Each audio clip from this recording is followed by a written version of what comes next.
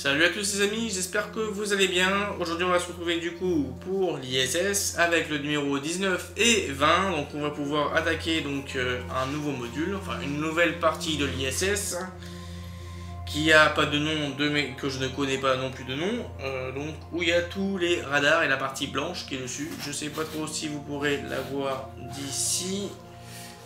C'est la partie qui est au-dessus du S d'ISS. C'est la partie qui est juste ici. Voilà. Comme vous pouvez le voir. Donc là, on va pouvoir assembler ces deux parties-là avec la partie supérieure pour tout emboîter directement dedans. D'après ce que j'ai compris au numéro 20. Voilà, c'est ça. On emboîte tout dedans. Comme ça, tout est encapsulé dedans. Parfait, ça. Parfait. Donc, à la fin d'un module que l'on assemble. De Unity, de mes souvenirs, ou un autre module qui appartient aux Américains.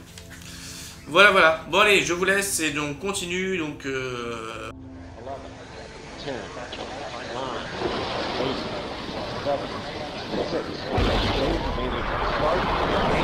start, 2, 1, booster ignition, and liftoff of the Space Shuttle Discovery, returning to the space station, paving the way for future missions beyond. Well, for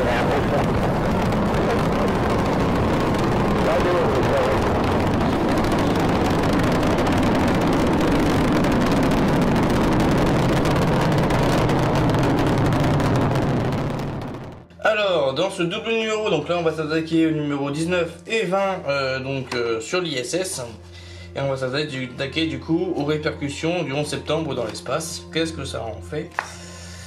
Et oui, donc le voilà l'espace. La collaboration pour la paix, le saviez-vous? Le Quest, une nouvelle porte sur le vide. Donc voilà. Un conseil évolue, déshabillé puis décompressé, et oui, on décompresse. Quest en chiffres, donc c'est une autre mission, chasser l'azote. Les différents montages, qui est un montage assez sympathique, et ça va changer un peu de ce que l'on avait avant. Du coup, une autre partie. Je sais pas trop ce que c'est que cette partie-là. À la conquête de Titan, c'est ce qui est dommage un peu dans le montage, c'est qu'on n'a pas tout l'aspect des...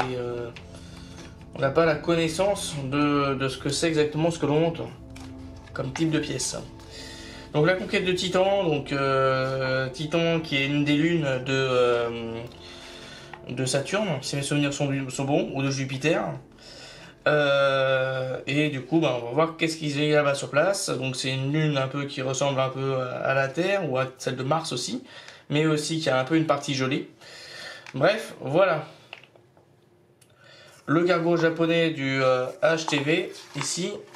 Ensuite la suite et la planète Vénus. Ensuite on va se retrouver pour le numéro 20 et là on va faire un beau petit montage après. Pour la 4e expédition, donc la science accélère. Oui. Donc avec les essais un peu de végétaux dans l'espace. La visite touristique, les modules russes, donc le Pierce. Quelques modules, on voit l'indication du mot du module. Ici la suite de ce module là que je ne connais pas encore le nom dedans, c'est ça qui est dommage. Avec la trappe là-dessus, tac, on fixe tout ça l'ensemble et on fixe directement dessus. Voilà, donc et la sonde Rosetta dedans. Avec ici, on voit donc la Ariane 5, ici bien sûr.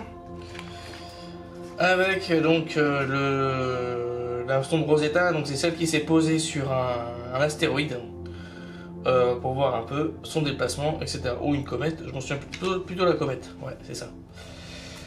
Pour voir sa composition chimique dessus, pour savoir un peu l'origine de la vie et l'origine de l'eau, comment elle est apparue sur la Terre.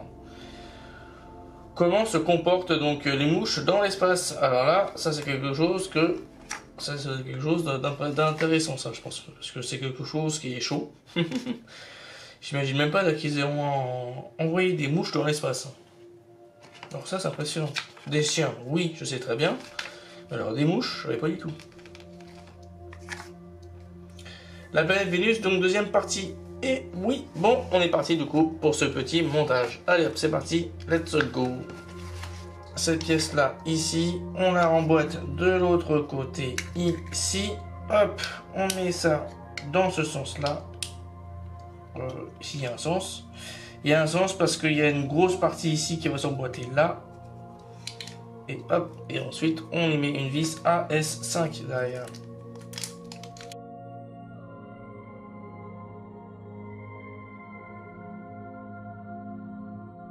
Voilà, une partie de fait. On va y installer donc l'un des côtés d'abord. Alors d'après ce que je comprends, c'est que là il doit avoir un sens. Si, il y a un sens. Alors le D, d'après ce que je comprends, c'est celui-ci qui va aller hop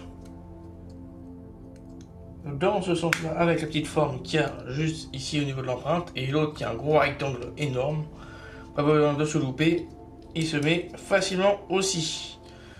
Ok, ensuite on emboîte donc les deux parties entre elles, normalement on les enferme l'une contre l'autre, papa, normalement on lisse tout l'ensemble avec des vis AS5.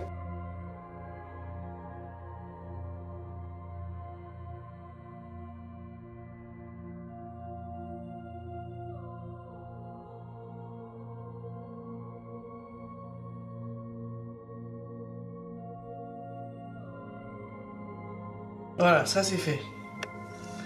On a fini le numéro 19, ça s'attaque au numéro 20, du coup, qui va être aussi assez rapide, puisque... non, même pas, parce qu'il nous manque encore des pièces d'ailleurs, en y pensant. J'y suis allé un peu trop vite, en besogne.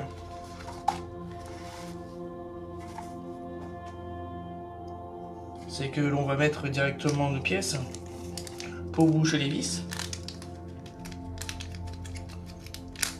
Normalement, elles ont une forme particulière. Il y en a une qui est en forme de rond, qui va aller... Alors, dans quel sens? Dans ce sens-là, je suppose. Ouais. Hop. Dans ce trou ici. Et l'autre qui est en forme de carré. Il va aller, peu importe le sens, d'après ce que je comprends.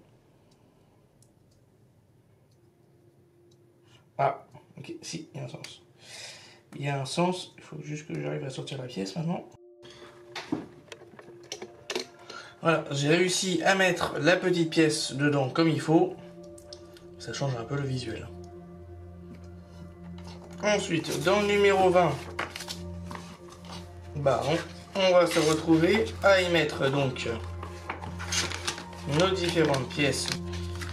Alors, la première chose à faire, c'est de récupérer cette petite pièce en plastique aussi là, qui elle, bah, bien sûr, va s'emboîter dans ce sens-là en dessous. Paf, comme ceci. Ensuite, on va la positionner. Donc, il y a un des trompeurs ici, là, et un des trompeurs là. Un méplat. On met le méplat dans le bon endroit.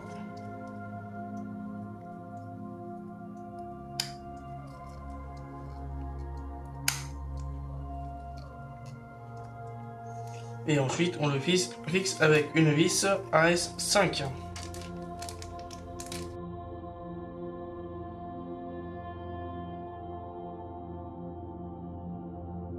Ah, c'est Unity qu'on installe. Ah ouais. Tu vois? C'est quelque chose qui est intéressant, mais qui devrait nous dire où au final on finalise vraiment cette partie-là. Donc là, je vais ramener l'ISS à mes pieds.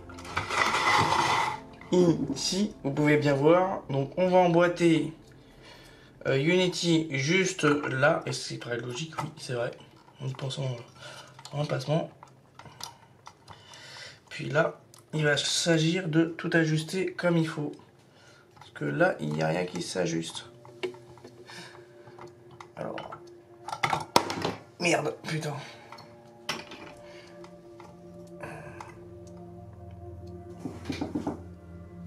Ah, je crois savoir pourquoi. Je change de pièce. Non, je comprends la chose. Je retourne la pièce ici, là, parce qu'elle n'est pas dans le bon sens. Hein. D'après ce que je comprends.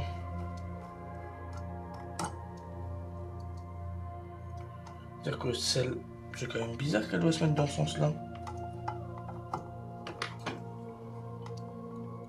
Bah non. Elle peut se mettre que de ce sens-là.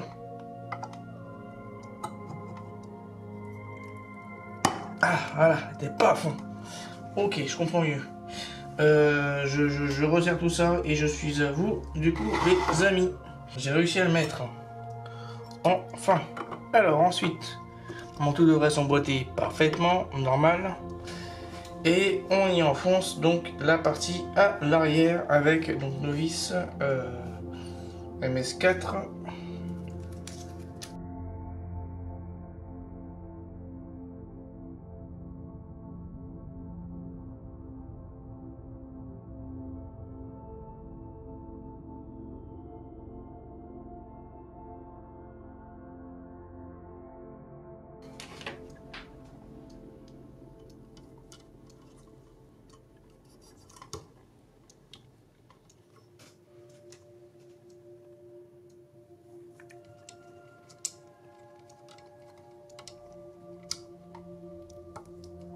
Voilà, le montage est terminé donc sur le l'ISS. On peut voir un peu l'ensemble comment il est.